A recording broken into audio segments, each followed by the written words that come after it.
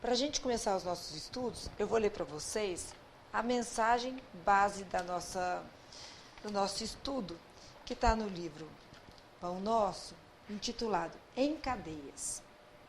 É uma mensagem muito interessante.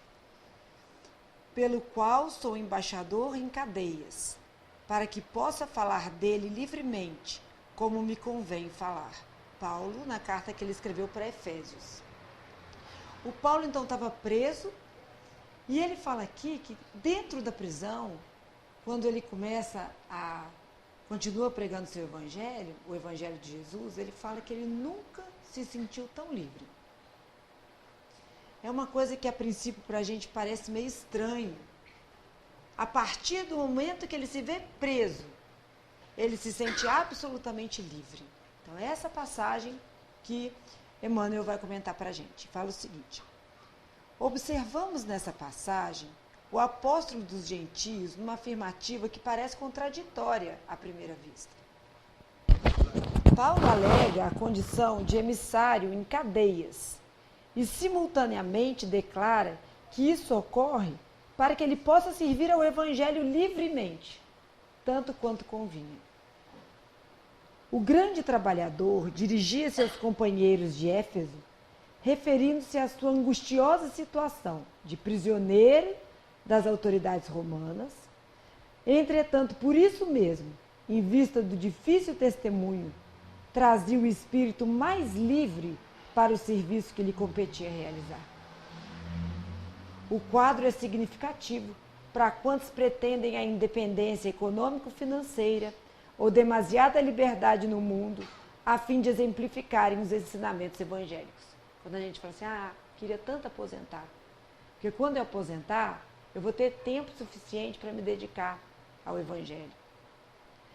Quando eu acabar essa minha prova, quando eu acabar a minha residência, aí sim, aí eu vou ter tempo para me dedicar. Há muita gente que declara guardar os dias de abundância material e as facilidades terrestres para atenderem ao idealismo cristão.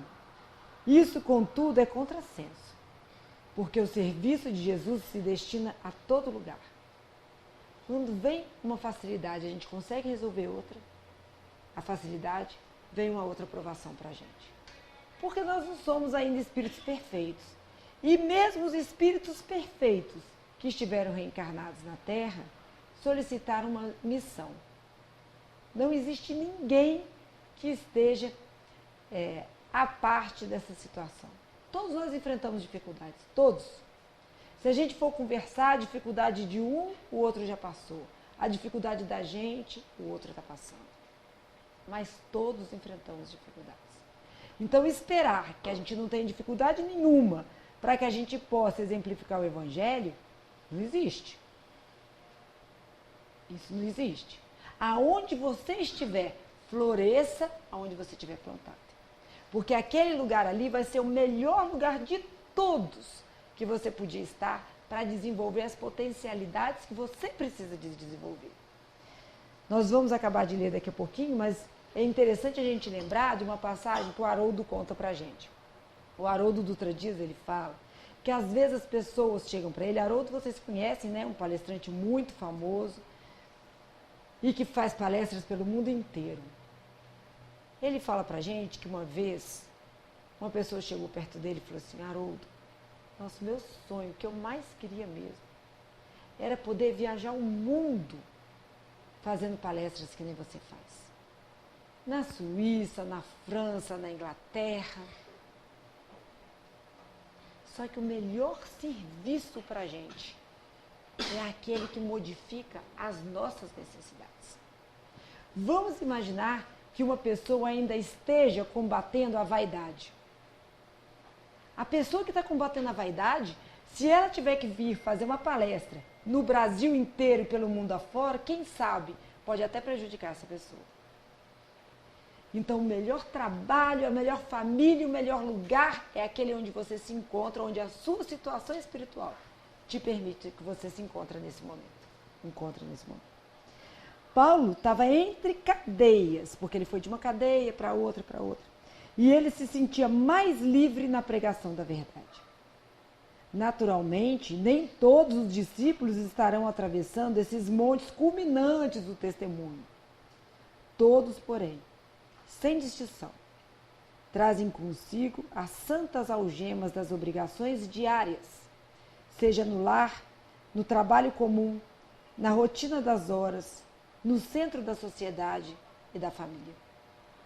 A gente pega às vezes, e vocês vão se lembrar, artistas, cantores famosos, que a gente pensa que tem toda a felicidade material possível, então que esses teriam a felicidade plena. Suicida. E começa a usar droga desesperadamente, suicida também através da droga, suicida pela depressão. Então a gente não conhece o outro, mas dificuldades todos temos. E ele continua: ninguém, portanto, tente quebrar as cadeias em que se encontra. Na mentirosa suposição de que assim você vai se candidatar a melhor posto nas oficinas do Cristo. E ele termina falando: somente o dever bem cumprido nos confere acesso à legítima liberdade. Mas então o que ele quer dizer para a gente sobre liberdade? Testemunho é uma declaração feita pela testemunha, por uma pessoa que estava presente e presenciou um fato. Viu, observou, ouviu, é sobre isso que a gente vai falar hoje.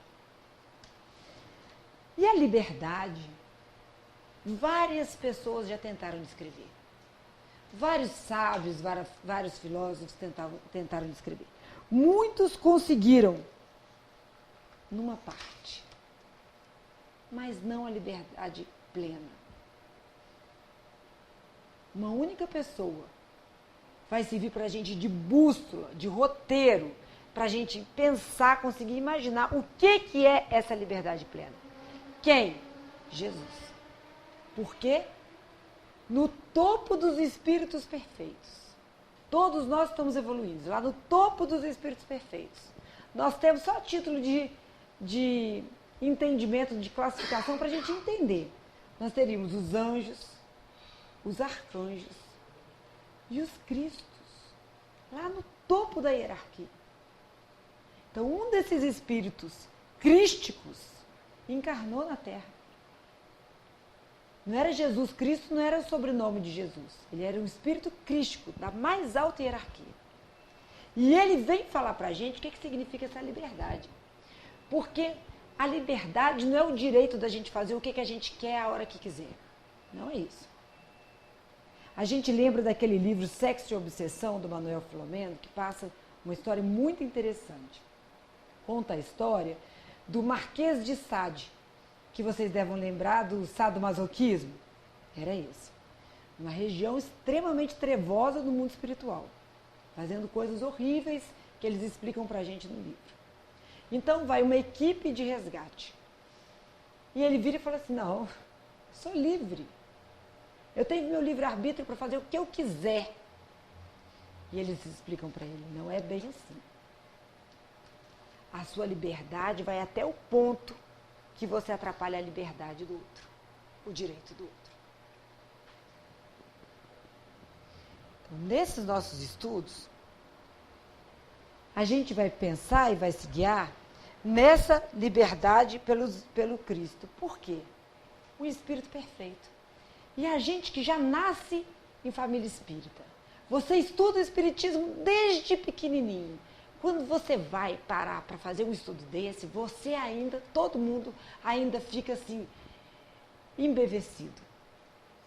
Porque a gente vê cada coisas lindas que quando a gente vai estudar em minúcias, que a gente não consegue esquecer, porque é uma grandeza que o nosso coração ainda não consegue atingir.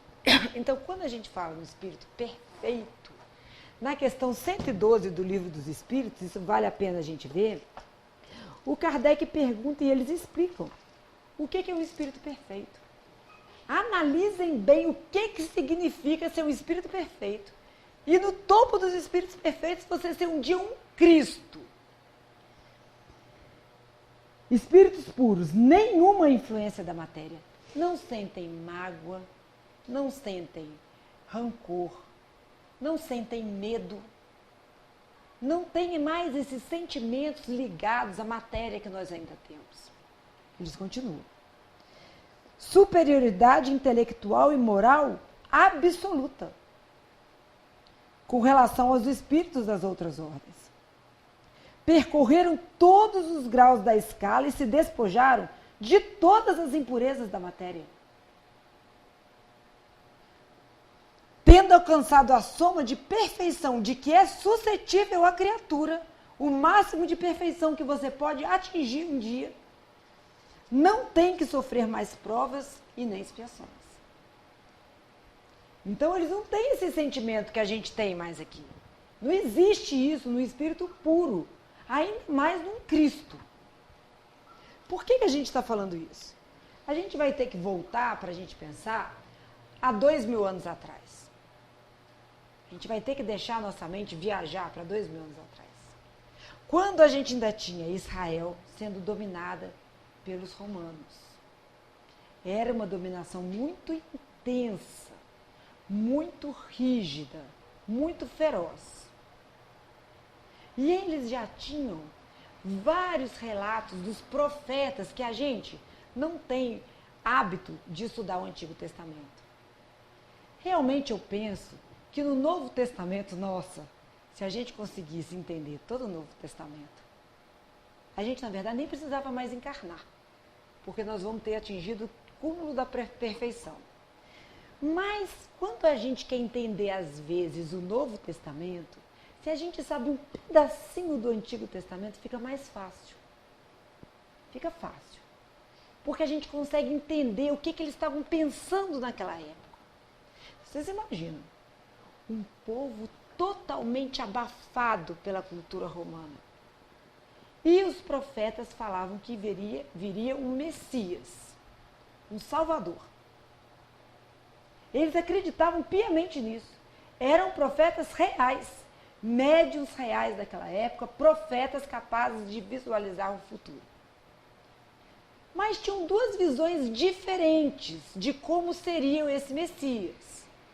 A primeira visão era muito mais difundida, que era um Messias parecido com a gente. Era um Messias que ia conquistar tudo como? Na espada. Que ia tomar o poder. Que ia poder escolher quem que ia dominar. Era tão conhecido que o próprio Judas, a gente sabe da história, imaginava Jesus assim. Mas existia também um outro tipo, uma outra visão que acreditavam ser do Messias. Que seria um Messias tão bondoso e caridoso, que seria um Messias sofredor. Essa visão era muito menos difundida. Tanto é que a gente, quando vai estudar, às vezes a gente se depara e fala assim, mas era mesmo? Era. Nós temos lá em Isaías, no capítulo 52 a 53, que fala sobre o quarto cântico do servo. Isaías vai dar uma visão futurística do que para ele seria o Messias. E ele fala assim, fala várias coisas, que até é muito legal depois a gente ler. Mas ele fala que o Messias seria maltratado, que o Messias seria humilhado em silêncio, que seria preso, que seria morto, apesar de nunca ter errado. Só que, gente, quando a gente fala que isso era falado no quarto cântico do Senhor, era um texto muito difundido, que todo mundo conhecia. Todo mundo conhecia. Então, existia já essa ideia. Só que eles não queriam muito acreditar nesse tipo de Messias, porque era mais fácil a gente acreditar naquilo que parece com a gente. Então, tinham alguns sinais de que Jesus poderia ser esse Messias salvador deles. Um dos sinais, por exemplo, era o próprio João Batista, que falava que tinha vindo abrir o caminho para o Messias. E falava que o Messias já estava encarnado. Claro que não é com esse termo, mas que o Messias já estava no meio deles. Ele falava, foi o único profeta que falou isso. Já está aqui. Preste atenção que já está aqui. Então, eles ficavam atentos quanto a isso. E outro sinal eram as coisas fascinantes e miraculosas. Claro que todas tinham explicação. Nós estamos falando ainda da visão daquele povo e muitas a gente ainda não consegue explicar, mas a gente sabe do poder espiritual de Jesus, dessa força psíquica dele, quer dizer, a gente nem consegue imaginar. Mas a gente sabe que está lá em cima. E, por exemplo, eles estavam lá, os apóstolos, e viu uma pessoa que acalmava a tempestade. E, de repente, andava em cima daquelas águas. Transformava a água em vinho dos melhores, perto de todo mundo. Curava lepra. Às vezes a gente fala lepra no texto, mas não quer dizer lepra mesmo, alguma doença de pele, que fechava, cicatrizava, na frente de todo mundo. E tem mais, nós médicos, a gente consegue imaginar em todo mundo uma ferida cicatrizando. A gente passa um antibiótico, faz um curativo, imagina cicatrizar. Não na velocidade imediata como Jesus. Só que ele fazia cego de nascença enxergar. Nossa medicina não consegue explicar isso ainda. Pessoas que nunca tinham andado, ele conseguia reestruturar estruturas internas do corpo.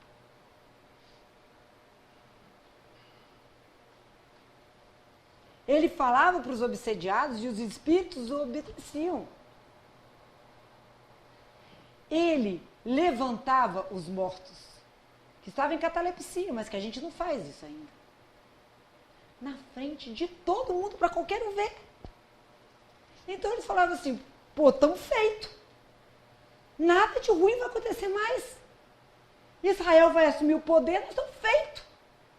É ele mesmo. 3 anos seguindo isso tudo, de repente, Jesus é preso. Não faz nada.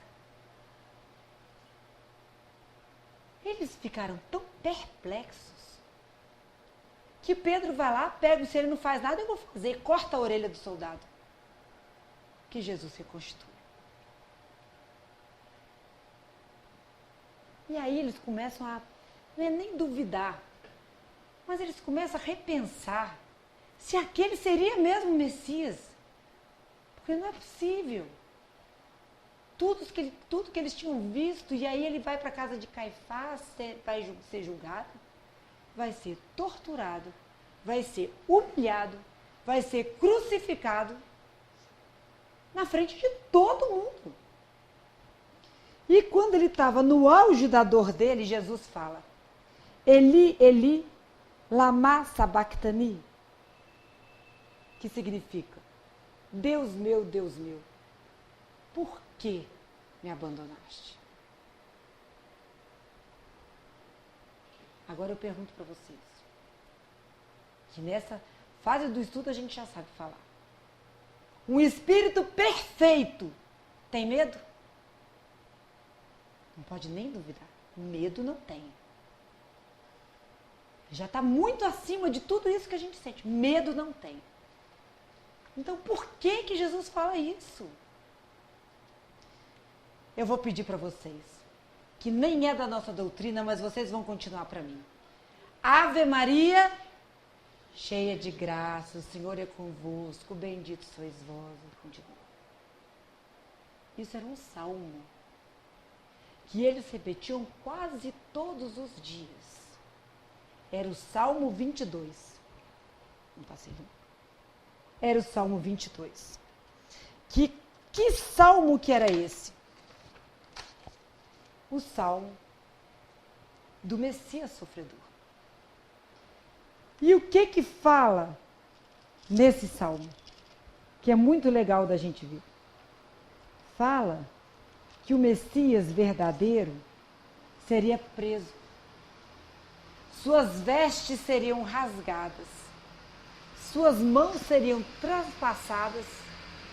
Seria morto por uma flecha, uma espada, que ia atingir perto do seu coração. Então Jesus pega e fala assim, depois vale a pena vocês verem esse salmo, é lindo. Olha, sou eu o Messias. Vocês só estão focando no Messias errado. Lembra lá do Salmo 22? Eu vou ser preso, humilhado, as mãos transpassadas, a espada vai me passar também. Morto, humilhado. Jesus explica e eles continuam mentalmente o que seria. Porque isso era repetido diariamente. Eles conheciam esse salmo de cor e salteado. Na visão deles, era o sofrimento do Messias servo. Era isso que Jesus estava falando. Porque tem uma grande diferença entre liberdade de consciência e liberdade exterior. Aí a gente fala assim, entendi, uma coisa meio teórica, entendi. Liberdade de consciência, tá? A gente pensa naquilo, liberdade. É verdade pura e absoluta para vocês imaginarem junto comigo. Livro Memórias de um Suicida, Ivone Amaral Pereira. Vários suicidas no Vale dos Suicidas estão sendo resgatados. Um dos suicidas, estou tentando lembrar, Mário Sobral, matou a esposa estrangulada e depois suicidou. Chega no mundo espiritual, vê o tempo inteiro a imagem dele estrangulando o pescoço. Não consegue parar com essa imagem. O tempo inteiro ele vê essa imagem dele estrangulando. Ele tenta fazer alguma coisa, vê a imagem dele estrangulando. Então vamos dar um exemplo. Nesse livro fala que depois eles vão fazer vários estudos com esses suicidas, preparar para eles reencarnarem. Um desses estudos, quem vai dar, vai ser Aníbal de Silas. Vocês lembram do Aníbal de Silas? Quando encontra Jesus com as criancinhas e fala, deixai vir a mim as criancinhas. Era ele. Era ele. E o estudo, você acha que era assim com data show? Com o microfonezinho da gente falando?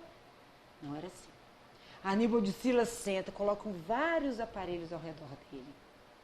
Gente, ele projeta em tempo real para você ver a pessoa com cheiros, cores, vozes de Jesus na sua frente. Jesus apareceria aqui para todo mundo ver a cena que ele vivenciou com Jesus falando, com o cheiro daquela região, com os sentimentos. Porque a gente primeiro sente, depois a gente pensa, depois a gente fala. Com sentimentos que partiam do coração do Cristo. E sabe o que acontece? Mário Sobral estava tão fixado nele matando a esposa estrangulada, que ele não conseguia prestar atenção em mais nada. Mas era nada que você falasse. Ele conseguia tirar da mente dele a imagem dele estrangulando. Era tão forte que ele implorou para nem participar desses cursos. Vir de imediato ser reencarnado. Porque ele não conseguia mais. E quando ele vai reencarnar e vai despedir dos amigos, ele vai dar tchau para os amigos e os amigos viam que onde estava a mão não tinha se formado pelo Espírito. Porque a visão dele foi tão profunda de que ele não queria mais ver as mãos que ele não conseguiu plasmar o próprio perispírito. Ele nasce sem as mãos. Agora eu pergunto para vocês. Foi um castigo de Deus? E eu pergunto para vocês, ele era livre no mundo espiritual? Não. Ele estava absolutamente preso. A quê? A sua consciência. Preso de tal forma que aquela ideia fixa não conseguia sair da cabeça dele. Por isso que às vezes eu fico com muita pena quando a gente começa a falar das pessoas que a gente vê no noticiário de corrupção. Claro que a gente não quer isso. Mas a gente que é espírita já sente uma certa piedade. Porque ele já está pagando por aquilo. A cabeça dele não consegue ser livre. O medo de ser preso, o medo de descobrirem. Não consegue ser livre. Às vezes tem milhões na Suíça. Não pode usar. Mas tem. Você tem 10 milhões de dólares lá na Suíça. Você só não pode usar. Mas fica feliz que você tem. Porque se você usar, vão descobrir e tal. Você é preso. E às vezes, para a sociedade, é uma coisa até corriqueira. Imaginem vocês uma jovem que vai sair com o namorado, engravida. O namorado não assume aquela criança, foge. Para a sociedade, muitas vezes está tudo bem, é uma mãe solteira. Mas na consciência desse rapaz, em hora nenhuma, ele vai conseguir esquecer disso. E o que a gente está falando hoje aqui são dessa liberdade dos testemunhos que a gente vai ver, profundos e reais que existem para a gente. E Jesus também vai falar disso. Quando Jesus está lá, em João, capítulo 8, ele fala assim, porque saiu muito claro mesmo, eu vou ler para vocês. E conhecereis a verdade, e a verdade vos libertará. Ele fala isso para os judeus que estão lá. E eles pegam estranho. E falam assim, mas como assim? Você está confundindo, nós não fomos escravos. Por que o senhor está falando que a verdade vai nos libertar se nós não somos escravos? E Jesus continua, todo aquele que cometeu um pecado é escravo desse pecado. Até você conseguir tirar aquilo dentro de você. Você é escravo daquele pecado. Vamos lembrar do livro Voltei, do irmão Jacó, do Frederico Figner, né, que é o pseudônimo de irmão Jacó. Ele fala de vários casos, várias pessoas que estão sendo levadas para o mundo espiritual. E aí, ele fala de um deles, Bezerra de Menezes está recolhendo todos eles, mas um deles está aquela caravana de espíritos que mereceram ser recolhidos por Bezerra. Um deles, quando está passando por uma região mais trevosa, mais inferiorizada, fala assim, eu matei. E aí a primeira vez que você lê o livro, você fala assim, nossa, matou em outra vida, né? Matou em outra vida, está relembrando agora que ele desencarnou. Não. Ele tinha matado mesmo. Nessa vida. E aí os espíritos que estavam lá naquela região começam assim, é homicida, homicida, homicida. E Bezerra chega para ele e fala com eles, olha, você matou mesmo. Ele tinha matado. E Bezerra estava indo ajudá-lo. Imagina se a gente receber Bezerra na desencarnação. Mas você trabalhou tanto no bem que você mereceu vir com a gente na caravana. Um dia, lá na frente, você vai poder ter a chance de reparar esse erro. Não fala, mas quem sabe? A lei divina é muito diferente da nossa. Porque a nossa a gente pega e fala assim, matou, vai preso. Só que a lei divina é muito mais profunda. Você matou? Você tirou a chance daquela pessoa viver e aprender? Um dia, talvez, você vai ter a chance de dar a vida para esse que você matou. E dar as oportunidades a ele que você tirou.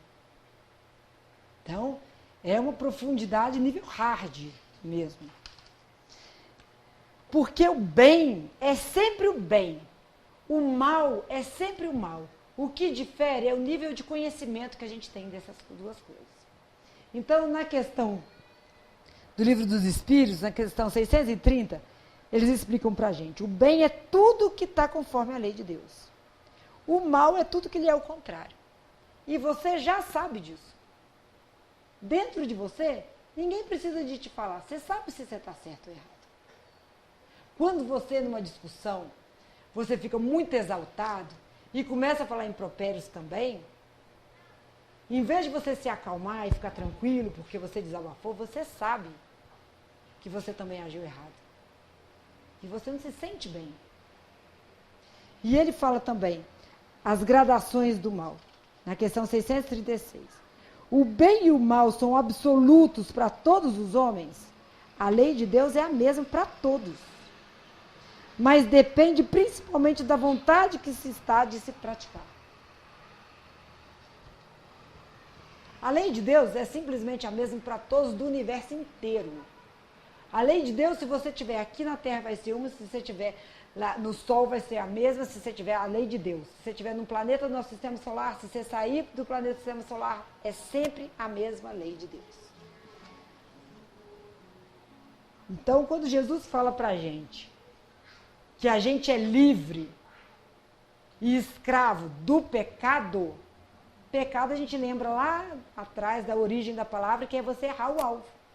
Você estava indo lá na sua rota, você errou o alvo, você desviou da sua rota, você vai cometer um pecado. Você está saindo da lei divina. Então, no livro Consolador do Emmanuel, capítulo 1, item 2, na segunda parte, ele vai falar para a gente assim, vamos perguntar para o Emmanuel o seguinte: se o determinismo divino é do bem, se todo mundo um dia vai ser bom, quem que criou o mal? Se todos nós vamos ser bons, se o nosso futuro lá na frente é ser bom, quem criou o mal? E Emmanuel explica. Deus não pode ter criado o mal, porque Deus é amor ao infinito. Então, todas as ordenações dele são para o bem. O homem, confiando mais em si mesmo que na providência divina, transforma a sua fragilidade em foco de ações contrárias a essa lei. Eis o mal. O homem, agindo com absoluto egoísmo, de pensar só em si mesmo que nos outros, faz o mal. Porque tem uma coisa na lei divina, tá?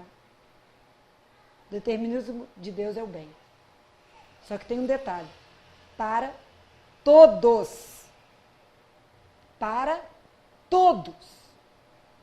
Emmanuel fala pra gente no livro Coragem que nenhuma, é essa palavra que ele usa, nenhuma prece fica sem ser atendida. Só que tem um detalhe. Tem que ser bom para todo mundo.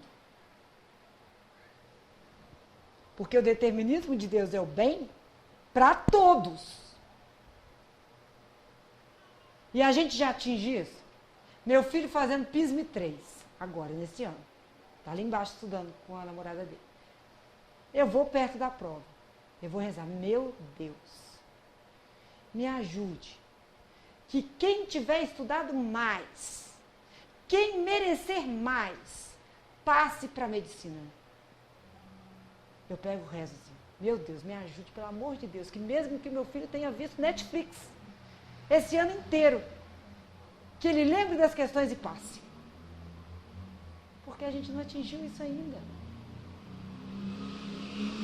A gente ainda não atingiu esse nível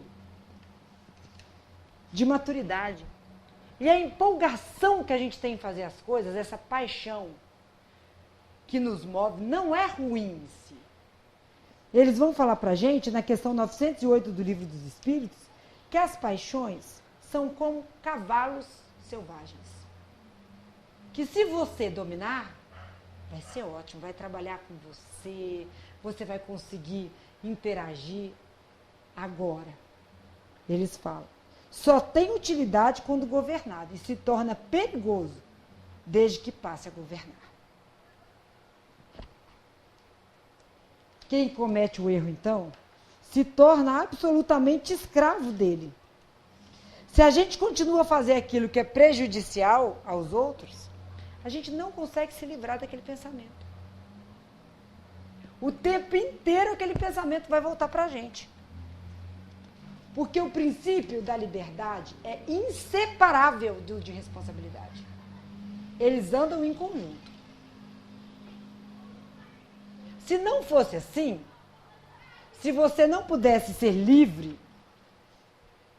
para você pensar o que você quiser, você ia ter uma coisa mecanizada.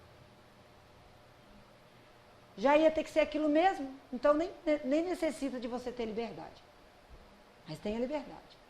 E se fosse só a liberdade, cada um fazer o que quer, você invadiu o espaço do outro o tempo todo.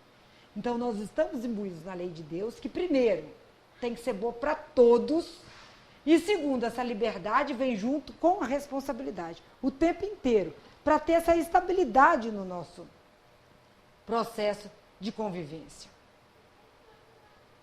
E se você comete um erro? Se na hora de você escolher entre o bem e o mal, você escolhe o mal, tem problema? Não, você tem esse direito de escolher.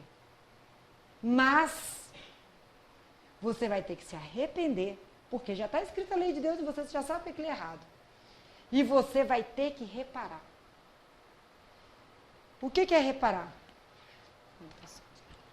Reparar é você botar funcionando de novo. Você cometeu um erro, a reparação é inevitável. Inevitável. Você saiu da lei de Deus, você vai reparar. Escolher o caminho do bem, quando você escolhe, é o caminho da liberdade real, sem atalho, que a gente vai ver aqui agora. Está lá em João, capítulo 10, quando Jesus vai falar, primeiro ele vai falar que ele é um pastor de ovelhas e tudo mais. Depois Jesus fala assim, eu sou a porta. Se alguém entrar por mim, salvar-se-á, e entrará e sairá, e achará pastagens.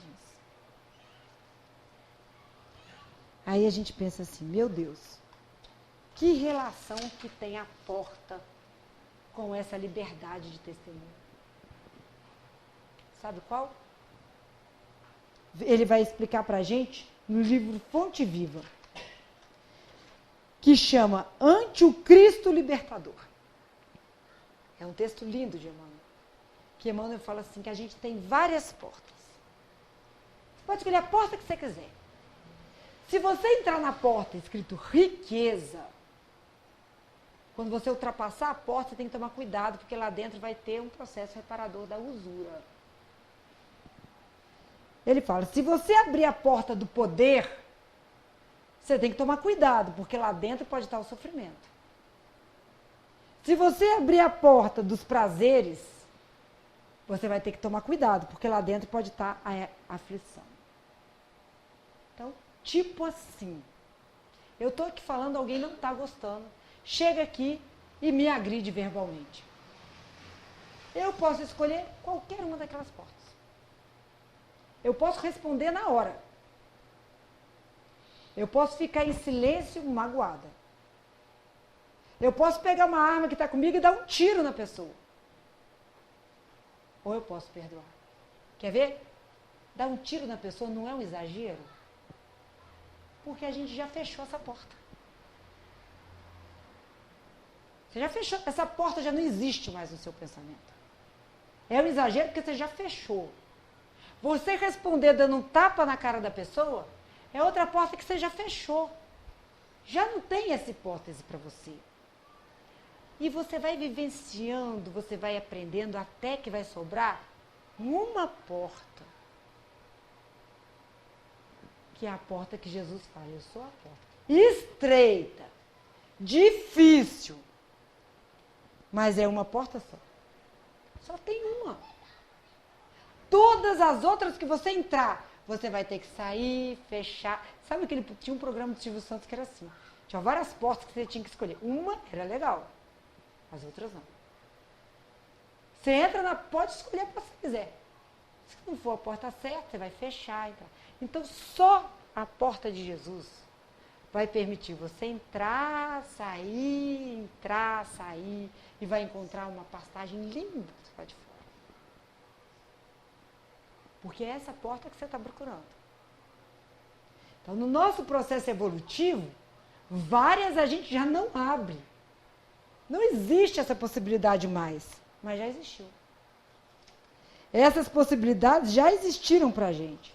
E você só vai ser realmente livre de tudo, quando você conseguir encontrar a porta certa. Então a gente vai lá no livro Paulo Estevam. Eu nem vou perguntar quem já leu. Não aguento. Quem já leu Paulo Estevam? Quem não leu, tem que ler. Tem que ler, porque assim, eu na época estava atendendo paciente, acabava o paciente, eu ia lá, lia um pedaço. Acabar o paciente lá, acabar o paciente lá. Porque você não aguenta parar de ler. Você não consegue, porque é um livro belíssimo, belíssimo. Conta a história de Paulo e de Estevão. E nessas histórias que contam de Paulo e Estevão, uma história é muito legal da gente lembrar aqui.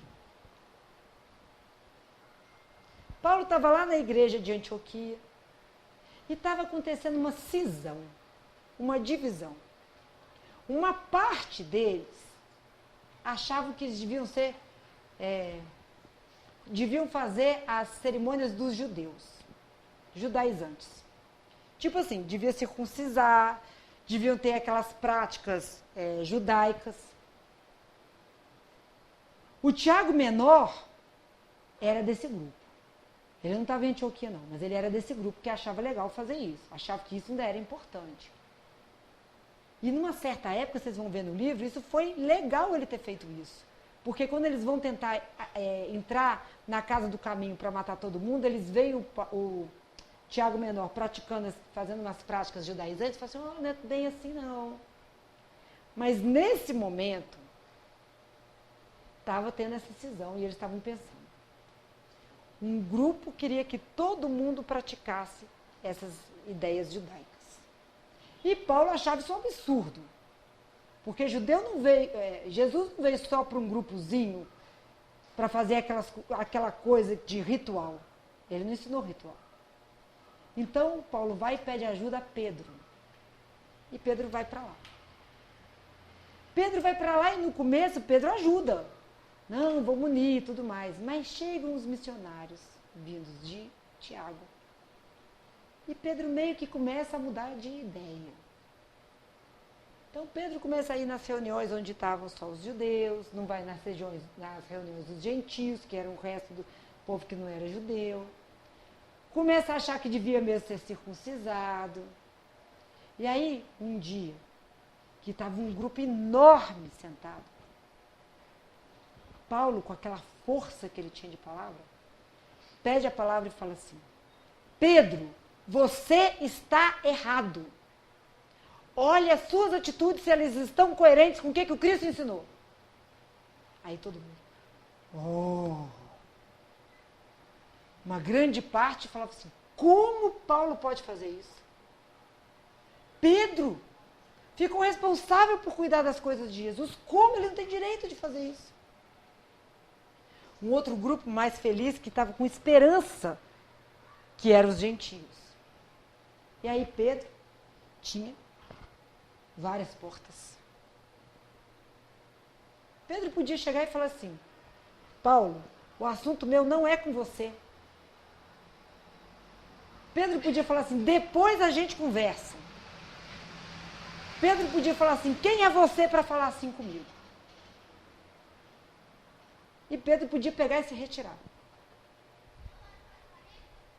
Mas fala Emmanuel, contando das profundezas dos sentimentos de Pedro, que Pedro vai e faz uma prece mental e se lembra de Jesus. Nesse momento ele lembra de Jesus falando que o maior devia ser o menor. Ele começa a lembrar da humildade. E no meio daquele burburinho todo, Pedro fala assim, Paulo, você está certo. Eu errei e peço que vocês me desculpem. Agora eu te peço, Paulo, que você pegue o Evangelho, leia e comente a mensagem da noite para a gente. Acabou. Diz Emmanuel para a gente que aquilo ali foi um momento crucial, porque podia ter uma ruptura no cristianismo que estava nascendo ali, que levaria séculos para ser reparado. E ele escolheu a única porta que ele tinha. A porta certa. Tinha outra. E ele opta pela porta certa. Porque, na verdade, a gente vai falar uma outra parte agora do Paulo. Uma outra história do Paulo, que aí é interessante. Paulo, durante toda a vida dele, queria ir para Roma. E nunca que consegue ir para Roma, até que ele conseguiu. Ele tinha essa vontade enorme de pregar em Roma. Conseguiu, preparou a viagem toda. Amanhã ele ia partir para Roma. Estava tão feliz que era tudo o que ele queria. De repente, bate a porta um emissário de Tiago Menor. Tiago Menor vira para ele e fala assim: Paulo, o Tiago está falando que precisa de você lá em Jerusalém para resolver um problema sério. Diz Emmanuel que o Paulo primeiro pensa assim: não acredito que o Tiago Menor está fazendo isso comigo. Quem que é ele para fazer isso? Logo em seguida, antes de tomar uma atitude, o Paulo pede um momento e vai para dentro e faz uma prece. Que aparece essa mensagem: reconcilia-te depressa com o teu adversário enquanto estás a caminho com ele. Aí o Paulo tinha várias portas também. Ele podia falar assim: tudo bem, eu vou para Roma. Fala para o Tiago que eu não vou poder ajudar ele não. Mas o testemunho que eles nos dão é que Paulo, com o sonho dele de vida, chega para o emissário de Tiago e fala para ele assim: fala para o Tiago que amanhã mesmo estaremos em Jerusalém, onde ele vai ser preso, vai ser torturado, vai estar em cadeias pregando o Evangelho. Porque você tem a liberdade de fazer o mal, mas essa liberdade é como se você entrasse numa jaula por conta própria e jogasse a chave fora. Que você vai levar um tempo para você conseguir reparar. A gente lembra de uma história de Sócrates. Sócrates diz também a Emmanuel que em alguns momentos a atitude dele se assemelhou à atitude de um espírito crístico. Paulo vai ser preso e julgado porque ele estava propagando a ideia para os jovens de que só existia um Deus, entre outras coisas. Mas essa era mais marcante. E naquela época que ele foi preso, tinha uma época do ano que não podia matar ninguém. Não podia ter assassinato, não podia ter pena de homicídio nem nada disso. Porque eles estavam fazendo uma comemoração e tudo mais, o navio ia para Delos e tudo. Então ficavam um mês sem poder matar ninguém. Os discípulos dele chegam para o Sócrates e falam assim: Sócrates, a gente conseguiu um jeito aqui de você sair. Você pode sair. A gente vai dar um jeito, você vai sair e você não vai morrer. Sócrates pega e fala assim: eu não quero.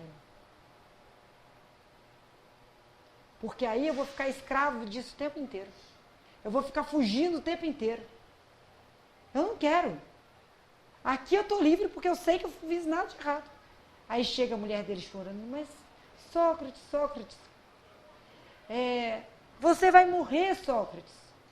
Ele fala assim: aí você também, todo mundo aqui vai morrer. Mas você vai morrer injustamente, Sócrates. Você preferia que fosse justo? Então é um testemunho de liberdade que eu vou te falar, tá? Se eu tivesse a chance de fugir, eu fugia na primeira coisa. Ele toma veneno, né? Desencarna, mas é um pensamento muito mais profundo. E a gente lembra também de Madame Roland. Naquela época da Revolução Francesa, dos partidos girondinos, tem girondinos contra os jacobinos, não dá tempo de a gente contar a história aqui, mas aquela matança geral. Resumindo, os jacobinos estavam enforcando, matando, decapitando os girondinos, ela vai para a decapitação, ser decapitada. No caminho, ela vê uma pintura de Delacroix, que é uma liberdade, fazendo assim com a mão, guiando todo o povo. E ela fala assim: liberdade, liberdade. Quantos crimes se cometem em teu nome? Em nome de liberdade, porque qual que era o lema da Revolução Francesa? Liberdade, igualdade e fraternidade. Buscando a liberdade, eles se tornaram escravos de vários crimes, achando que estavam sendo livres. Para a população daquela época, fisicamente, sim. Mas quanto que eles não se prenderam nessa parte toda espiritual? Aí, Para ir já caminhando para o final, a gente vai lembrar da história de Paulo com Nero. Paulo vai atrás de Nero, imperador romano, que significava dono de tudo, de todas as terras conhecidas, de toda a população era subordinada a Nero, pelo menos a população que se conhecia naquela época. Eles estavam começando as matanças aos cristãos por conta daquele fogo que pegou em Roma e tudo mais, e colocaram a culpa nos cristãos, que não eram culpados, estavam até ajudando no processo todo de apagar o fogo e tudo mais. Então, ele começa aquela matança louca e o Paulo resolve ir lá pedir a Nero para que fosse piedoso, tivesse clemência. Daqueles espíritos que estavam lá, que nunca tinham feito nada daqueles cristãos que estavam lá. Então ele chega lá e encontra o Nero, sentado num trono, coberto de joias, com um cetro na mão, aquela coroa enorme, e ele já era magro, franzino, velhinho, que caminhava em direção a ele, com a roupa toda maltrapilha. Quem era mais livre?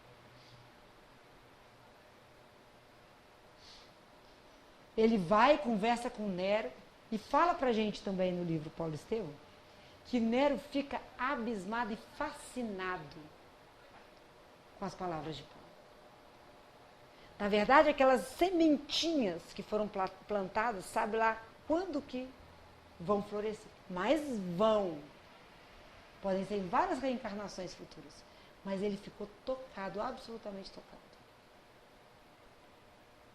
Quando Paulo acaba, ele abismado, lívido, que está a palavra escrita no texto, sai dali, o Nero pega e fala assim, mate-o. Então, Paulo é preso e no outro dia de manhã vai ser decapitado. O soldado leva Paulo para a região onde ele ia ser decapitado.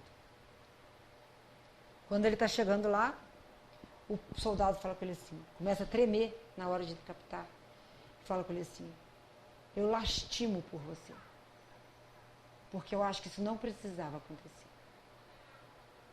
E Paulo, com a sua força moral, fala assim, não lastime por mim não, porque eu vou morrer agora, com a minha consciência tranquila, vou encontrar com Cristo. Você vai cometer mais um crime, e quando sair daqui, vai ter que prestar contas para o Nero. O soldado fica muito assustado. E Paulo fala com ele assim, não trema, faça o que você veio fazer. E ele é decapitado, e encontra Jesus, e fica com essa história belíssima que todos nós já conhecemos. Porque essa liberdade que a gente busca, os testemunhos que a gente precisa, é essa liberdade interior. Uma vez viraram para o Buda e falaram com ele assim, eu quero felicidade. Todo mundo quer. O Buda falou para eles, tira o eu, que é o egoísmo. Tira o quero, que é o seu desejo. Você ficou só com a felicidade. É muito simples. E aí o Gandhi fala pra gente que a prisão não são as grades e a liberdade não é a rua. Porque existem homens presos na rua, que a gente falou aqui, que ficam com a consciência pesada a vida inteira. Existem homens presos na rua, existem homens absolutamente livres. Quantos exemplos de mártires a gente tem aqui na prisão? É uma questão de consciência. É uma questão de quando você não conhece Jesus. As suas escolhas são baseadas no que você quer. Quando você conhece Jesus, as suas escolhas e aportas são baseadas no que você deve fazer.